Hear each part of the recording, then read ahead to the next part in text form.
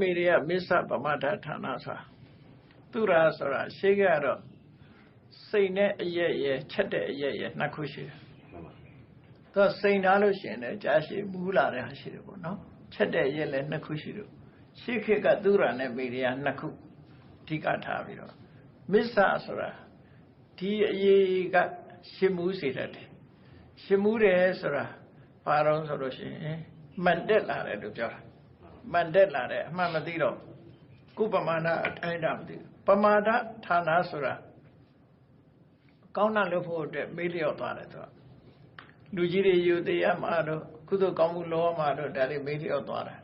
ဌာနဆိုတာအကြောင်းအဲ့တော့ဆိုလိုတာလူတယောက်ဟာကောင်းတဲ့စိတ်နေသဘောထားတွေပျက်စီးသွားစေတတ်တဲ့မူရစ်တဲ့အရာဟာပမာဒဌာနပဲနော်မူရစ်သွားလို့ရှိရင်အဲ့ဒါမတော့ဖ ೇನೆ မူရစ်ထားလည်းရှိသေးတယ်လေ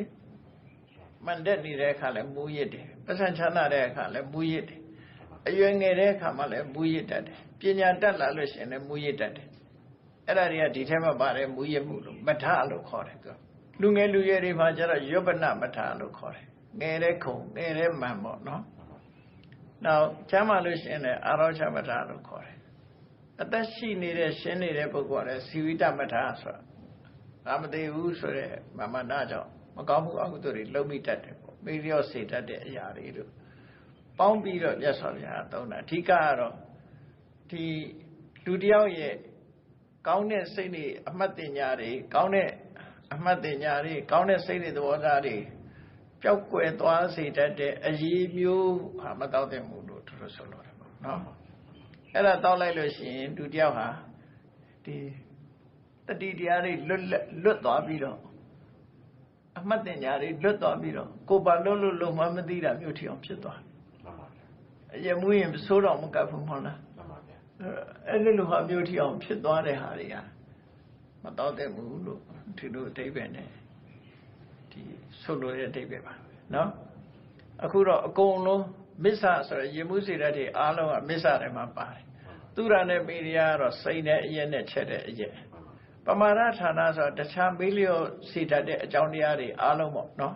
ဘေးရှုတာတွေရောဘာတွေရောအကုန်လုံးပါမှာပေါ့လူရဲ့ပဂတိစိတ်နေထားလူဆိုတာချိုးချောင်းဆင်ញင်တတ်တဲ့အသိဉာဏ်ရှိတယ်အဲ့ဒါတွေကိုပျက်စီးသွားစေတတ်တဲ့အရာတွေခတ်သိမ်းကိုသူရမေရိယမစ္ဆပမာဒဌာနလို့ဆိုနိုင်တယ်ပေါ့နော်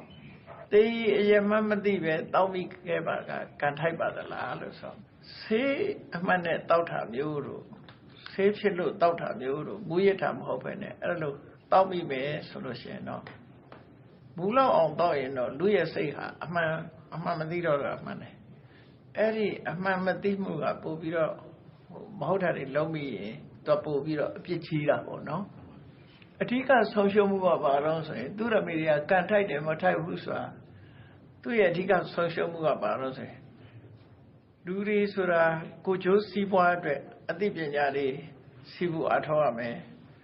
အများကျိုးဆောင်ရမယ်ဆိုရင်ကောင်းတဲ့စိတ်တွေသဘောထားတွေကိုပျက်စီးဆုံးရှုံးသွားစေတတ်တယ်အဲ့လိုပျက်စီးဆုံးရှုံးသွားလို့ရှိရင်ဒါသူ့ရဲ့ဆိုးကျိုးလို့ခေါ်တနည်းအားဖြင့်ပြောရမယ်ဆိုလို့ရှိရင်တေးရမမသိလို့တောင်းပြီးခဲ့ပါကန်ထိုက်ပါသလားဆိုတာ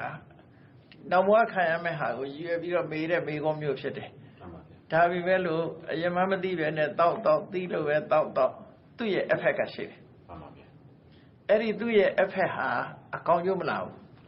အနည်းဆုံးဘာဖြစ်တယ်လို့ဆိုရင်အရက်ကျွန်းတယ်လို့နောက်ပြီးတော့လူဟာတေးအရက်တောက်ပါများလာလို့ရှိရင်တွေးတောဆင်ခြင်မှုတွေကလွဲမှားလာခါတိုင်းလို့ပုံမှန်မစင်စားတတ်တော့ဘူးနော်အုံနောက်ရဲ့ပြောင်းလဲမှုတွေဖြစ်နိုင်တယ်အဲ့ဒီလိုအုံနောက်ရဲ့အသိဉာဏ်တွေကလမ်းချော်ကုန်တာမျိုးတွေဖြစ်ရင်ဒါသူဒီဘဝတွေမှာခံရတဲ့အကျိုးဆက်လို့ပြောသိလို့တောက်မသိလို့တောက်အစိတ်ဟာဆိုဥပမာနဲ့တာမန်ရှုထောင့်တစ်ခုကပြောမှဆိုရင်အစိတ်ဆိုတာသိလို့စားမသိလို့စားအစိတ်ကအစိတ်ပဲလေဟုတ်တော့မလားအဲ့တော့အရင်မှမသိလို့တောင်းပြီးပါတယ်ဆိုလို့မရဘူးထဲထဲဝင်သွားရင်သူကတော့သူ့ရဲ့ effect ကတော့လာမှာပဲမှန်ပါဗျာအဲ့ဒီ effect တော့ခံရမှာပဲမှန်ပါဗျာဥပဒေလိုပေါ့မသိလို့လုံးမိပါတယ်ဆိုရင်ဥပဒေကခွင့်လွှတ်တော့မှာမဟုတ်တာ